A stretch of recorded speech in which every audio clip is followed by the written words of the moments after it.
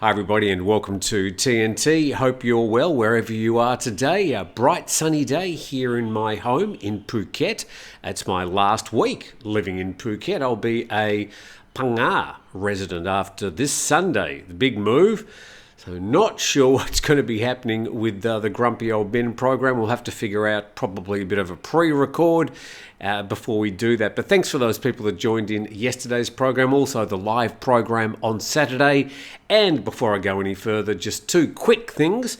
Firstly, a big thanks to 5 Star Marine and their ongoing sponsorship. There's a link in the description. And I'd also like to, if you haven't already done so, invite you to subscribe to the channel. Maybe even share the video. Tell some friends about TNT if they want to know what's happening in Thailand. We don't want to keep it a secret, do we? Now, this story was mentioned on Saturday. It was announced on Friday afternoon. The headline came as a bit of a shock to people, but let's just see what's happening here. And Coconuts Bangkok from coconuts.co report Move Forward Party leader Pita Limjorunrat resigns. The Move Forward Party leader Pita Limjorunrat has resigned from his post within the party, which is now preparing to name a successor to take his place as opposition leader. And as we reported on Saturday, it's not as if he's taken his bat and ball and just heading off because he didn't become the Prime Minister. It's just a procedural situation. Let's read the details. 43-year-old said, "I've decided to step down from the position of the Move Forward Party leader to allow the party to choose an MP who can serve as the leader of the opposition in Parliament in my place." Pita clarified he's unable to fulfil his leadership role while under the order of the Constitutional Court, which suspends him from performing his duties in the House of Representatives while under investigation. So he may be cleared of those charges at some stage, but for now he's unable to actually be an MP in the lower house. And he said, "Currently I'm under the order of the Constitutional Court that suspended my duties as an MP, so I'm unable to work in the House of Representatives and cannot assume the role of opposition leader in the near future." I confidently predict he will be cleared of those charges, but of course the damage was done and it confused and threw some mud into the situation whilst a Prime Minister was being chosen in Thailand. And the article goes on to say that Pita's resignation comes a day after Time magazine included him in the Time 100 Next 2023 list of emerging leaders who will help shape the future of the world. And I'm pretty sure we'll see Pita come back into Thai politics at some stage, stronger and a little bit wiser after all the situation after the May 14 election. Speaking of reshaping the world, Bangkok Airways doing a bit to reshape passengers. And ThaiPBSWorld.com reports that Bangkok Airways applies now weighing passengers before boarding. It doesn't seem that they've applied the same scrutiny to the grammar in their headlines, but let's move on. Bangkok Airways has introduced weight measurement for all passengers before boarding, effective until October the 31st, assuring that the information obtained will be kept confidential. The airline said in a statement that the weighing of passengers is in line with the standard measures of the International Civil Aviation Organization, and the purpose is to aid in the calculation of the takeoff weight. And the airline said the weighing will be done at the departure gate before boarding and is seeking cooperation from all passengers. And it says a similar measure has already been applied to passengers on Korean Air and Air New Zealand flights. So I'm just wondering what's going to happen if you front up to the gate and they say, "Oh, please step on the scale, sir," and you say, "No, I don't want my weight to be taken." I wonder if they're going to let you on the plane. Maybe they'll just give you a quick up and down and make their own assumption, which might lead to further troubles. Now, just being very self-indulgent for a moment, as you know, I've launched my first beach house up on the Thai Mueang beach. Now, it's listed in Airbnb and also bookings.com. If you're looking for a nice quiet stay, maybe for a few days on a very quiet beach, you'd like to relax in a freshly renovated 2-bedroom house, then that link is in the description.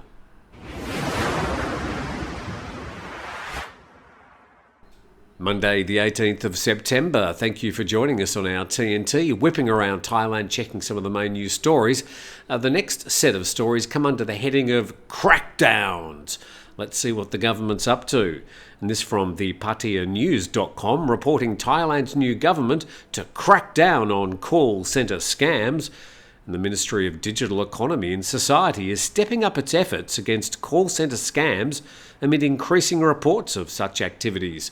So wondering if you've noticed more people contacting you either on the phone or online, apparently scams. It's getting harder and harder to differentiate who's real and who's not, but we do need to learn more about this to defend ourselves against these online scams. But clearly the government and the police are trying to do their part as well.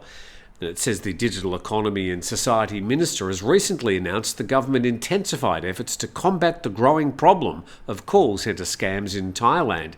In collaboration with banks, financial institutions and other relevant agencies, the ministry will also coordinate with foreign authorities as many scam call centres operate from neighbouring countries.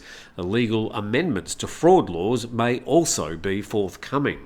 So we're definitely going to hear more about crackdowns on some of these neighbouring border area call centres, which there's been little enforcement so far. On to crackdown number 2, also in the patianews.com. Thai PM vows to crack down on corrupt influential figures. And authorities are stepping up efforts to combat the influence of powerful individuals in Thailand.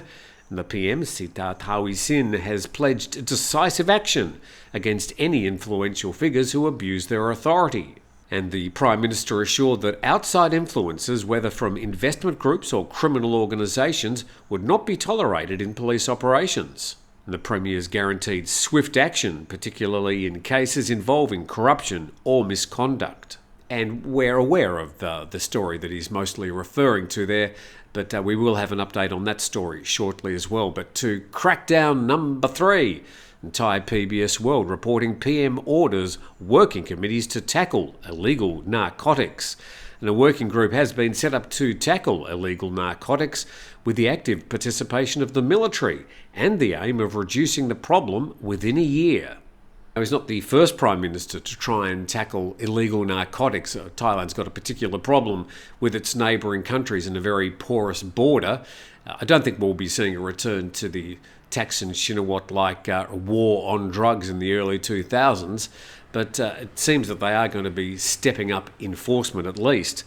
And after witnessing the destruction of seized narcotics by the Office of Narcotics Control Board in Samut Prakan province, the Prime Minister said that details about the working committee and how it will tackle the problem will be disclosed in due course, including such issues as the seizure of assets from the traffickers, money laundering and the time frame for the destruction of seized narcotics. He noted that the military will play a more active role in preventing the smuggling of narcotics into Thailand from neighbouring countries. A very good idea for the Prime Minister to keep the army busy on a big project. And smuggling of methamphetamine in particular from Myanmar and Laos has intensified in recent years, with up to several million pills at a time being smuggled across the porous border. And just hidden down in the last paragraph, this. Now, regarding cannabis, which has been removed from the Category 5 drug list and is more easily available through legal channels, the Prime Minister said the use of cannabis is restricted to medical purposes only and is not for recreation. Now, this is the third or fourth time over the past couple of weeks that the new Prime Minister has made comments like this, and I think it points to what's going to be happening with the new Cannabis Act, and we're going to see the outlawing of recreational use of cannabis in Thailand, but I'm pretty sure we'll see a proliferation of medicinal use.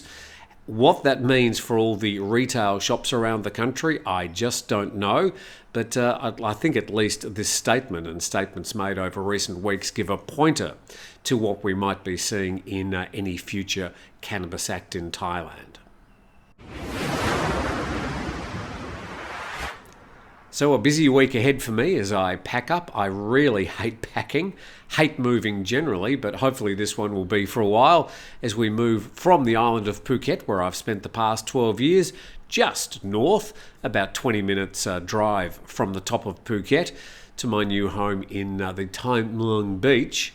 I know I'll never say that properly, and that's up in the province of Phang Nga. Now, apropos of absolutely nothing, this sign, I thought I might just share this with you. This is from the Facebook page TIT. This is Thailand. I'm not sure if the workers erecting that sign understood the irony, but now we'll return to an update on that Kamnan Nok story. And NationThailand.com reporting the CIB chief confident Kamnan Nok will face the death penalty.